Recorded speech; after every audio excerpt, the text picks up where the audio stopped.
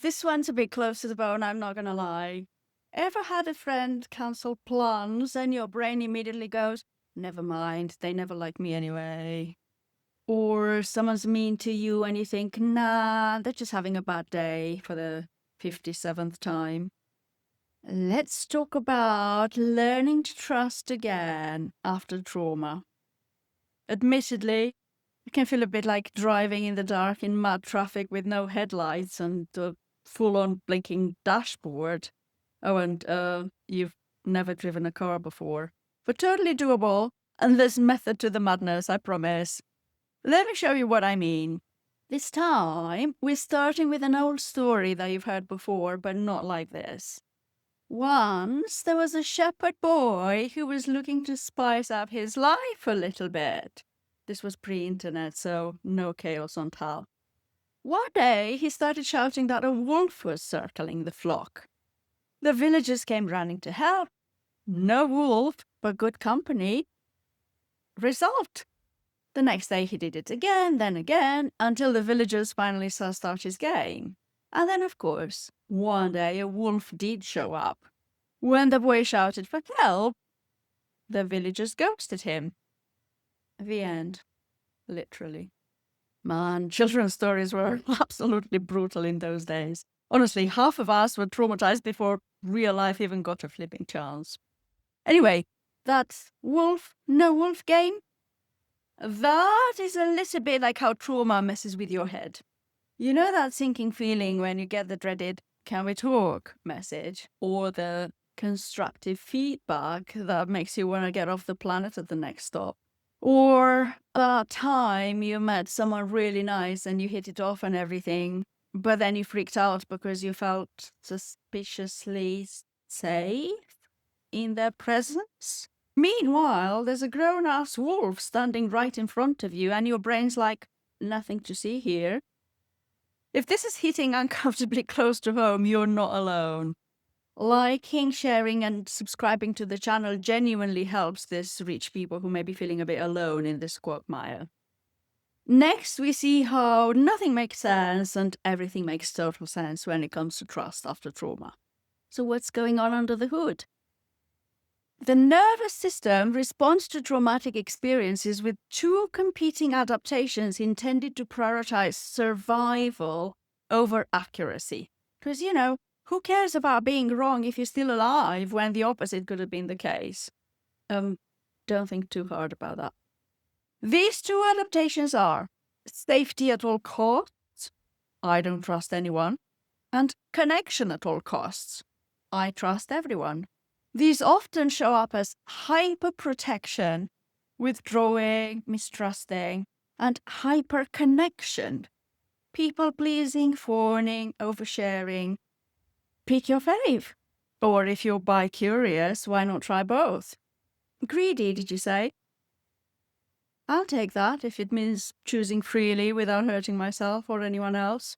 Sorry, wrong channel. Yes, the two can happen at the same time. And if you're paying attention, you'll have clocked that connection is basically safety spelt with more letters. Or to be more precise, connection is a means of securing safety. For my fellow nerds at the back, these two adaptations are type 1 and type 2 classification errors, respectively. Seeing danger where there isn't any and not seeing the danger that's staring you in the face. In other words, type 1 error or a false positive, everything is danger. Type 2 error or a false negative, nothing is danger. Obviously, this is real life, I think, so that's not ideal. We want a bit of nuance here and there, don't we? And just to be clear, nothing about this is an error, of course. These are very smart adaptations from a brilliant nervous system working overtime to keep you safe. I'm just borrowing the phrase from statistics to look cool. And I'm sure anyone who survived the stats module will appreciate the relevance to this video. Having said that, if we're still operating from safety strategies we learned a long time ago, often these will end up backfiring. Sure, you kept safe. Good for you. But you also missed out on a really nice connection with no actual red flags. Now you're watching romantic comedies spooning the cat. Nothing wrong with that, of course, but Might be nice to have options. We said earlier that these survival strategies had likely developed long ago. We also said that these two opposing adaptations, I don't trust anyone and I trust everyone, can happen at the same time. But how can that be? This is where I wheel in internal family systems again, my go-to framework for making sense of the most mind-boggling human paradoxes. IFS explains how different parts of us take on different roles in response to life experiences. They may be different parts with different roles, but they all have one job: to keep us safe. And yes, that "you had one job" meme is painfully relevant here. So hyperprotection and hyperconnection can both operate at the same time because they are driven by different parts of us. Let's look at some examples. You avoid the group chat because a part of you is overwhelmed, but you also feel hurt when no one checks in because another part thinks safety comes from staying connected. Or a part of you wants you to keep your head down at work and not draw too much attention to yourself, while another part pushes you to over-deliver so people can see how valuable you are.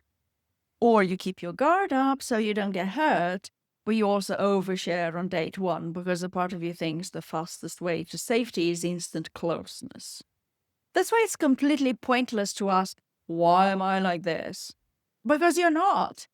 Parts of you are, and even that is up for debate. These protectors are almost always young parts of us that did their best to learn how to keep us safe when there wasn't much safety around. Now we're not those vulnerable young people anymore, but we're still using protection strategies we learned when we were very young. We're basically the latest supercomputer that's still running Windows 95 in 2026. I realize Windows is not the apple of everyone's eye. Other brands are available. We already have the supercomputer, an ultra-sophisticated survival machine. We just need an operating system upgrade. Easy peasy. Well, relatively speaking. So how do we actually rebuild trust after trauma? I'll tell you how we won't, first of all. We do not learn to trust again by hanging out with wolves in sheep's clothing, however well tailored, pushing ourselves to feel the fear and do it anyway, gaslighting the parts of us that are genuinely afraid, asking what's wrong with us, or writing ourselves off for having trust issues. Here's how we do learn to trust again after trauma. First things first, we establish safety. Second, we rebuild trust in ourselves. And third, we rebuild trust in others. And this last step is really easy peasy and will basically take care of itself once we've learned to trust ourselves again. Okay, a bit of discernment may be required, but that's really self-trust too. So we can chalk this one up to magic. I see you wanting to jump ahead. Not so fast. Sorry, I don't make the rules. Your nervous system does. Let's look at these 3 steps in more detail. Step 1, we establish safety. Obviously, safety in the most literal sense always comes first and is non-negotiable. But you know that, so I'm not going to labor the point. What comes next is one of the hardest lessons I have personally had to learn, and that is feeling safe in stillness.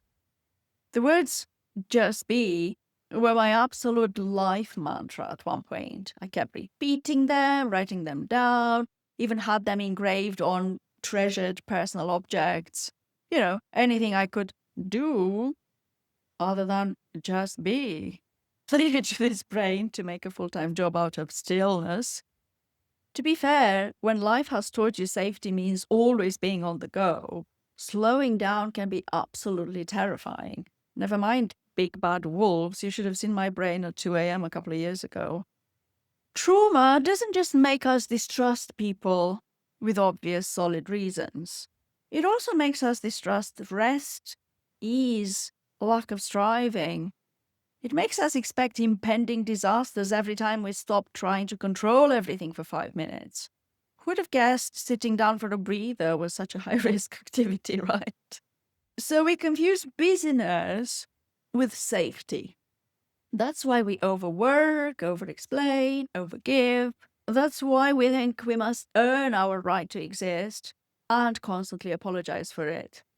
Sorry, did I just... Oh no, sorry. Sound familiar? Because our system is always on high alert. And no, the system is not overreactive, it's over-responsible and dying for a break. So the key question is not, who can I trust? The key question is, how can I give my nervous system a damn break? And the next key question is, how can I return to my original state of trusting myself implicitly? Hello, Professor Toddler. There, a tiny dopamine shot for returning viewers. It does have its perks, you know. Step 2, we rebuild trust in ourselves. It is literally impossible to trust others without trusting ourselves first. And this is the bit that people usually skip. We just want to jump straight into trusting others, and then we wonder why things keep blowing up in our face. I don't know how we can be so smart and find it so hard to get our heads around this.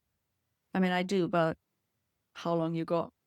Once we've established a baseline of feeling safe in stillness, then we can truly begin to rebuild trust in ourselves. And we do that by getting into the habit of checking for any internal conflicts. Are my emotions pulling me in one direction and my thoughts in another, for example? Am I paying attention to what my body is telling me? I've made a whole separate video about trusting ourselves and our intuition. Go check it out, link in the description. What we need to remember here is, hey, wait a minute. The part of me that's freaking out when things feel too safe, or the part that completely misses red flags, are just parts of me doing their absolute best to keep me safe, however they know. They don't have the full picture of what is best for me. They're working with like 3 data points, 2 assumptions, and 1 very loud emotion. What do they know? And they're operating woefully outdated software that's prone to crash at the worst possible times. Hello, meltdown in the middle of the performance review. My protector parts and the emotional wounds they're protecting me from are parts of me, but they are not who I am. I am my core authentic self who always has the full picture of what is best for me, who can hear somebody raise their voice without spiraling and can be there for others without sacrificing a limb every time. Wouldn't be getting far, that's for sure. Trusting yourself means learning to choose from self, not from whichever protector part last hijacked the controls. Trusting yourself also means trusting others is not destabilizing, regardless of what they do with that trust. Whether others reciprocate, reject, or actually deserve your trust cannot touch the trust you've already placed in yourself. And that, my friend, is true safety. So what does it mean to trust others once we've remembered how to trust ourselves? First of all, it means not ever letting go of self-trust again. Nobody knows what's best for us better than we do. Not even those hardworking parts of ourselves that have been just about managing everything for us so far and are so desperate for our inner leader to step forward. Sure, we'll make mistakes and may even step into that same sidewalk hole 3 times. Hello, Portia Nelson. And that's okay. We're learning. And we've got neuroplasticity on our side. The more we practice a new way of thinking, the more the brain thinks, oh, that's how we're doing things now. Okay, let's send in reinforcements. And self-trust will naturally ripple out to all our connections and relationships. When we remain centered in self, we begin to see people as they show up rather than as we would like them to be. We'll learn to tell the difference between potential and lived reality. We'll learn to gently interrogate any tendency we may have to fully trust or fully distrust by default. We'll learn to tell the difference between this is danger and this reminds me of danger. When we're secure in our self-trust, we also trust others to know what is best for them. And we finally get it. You know what? It's totally fine that they still haven't read that book we've strongly recommended 7 times, and probably never will. Think we can let it go now. And if by now you're thinking, duh, about how do I rebuild trust in myself so I have half a chance of trusting anyone else this side of the universe imploding, let's just say it's a process. Let me also say, trust and honor your own process. It'll be like no one else's. Also, look up internal family systems. If you'd welcome some help rebuilding trust and self-leadership, have a look at my coaching packages or self-paced course. I would love to support you on your journey back to yourself. Links in the description. Now, I believe you've got a software update pending, so I'll say bye for now. And I trust you won't be clicking postpone again this time.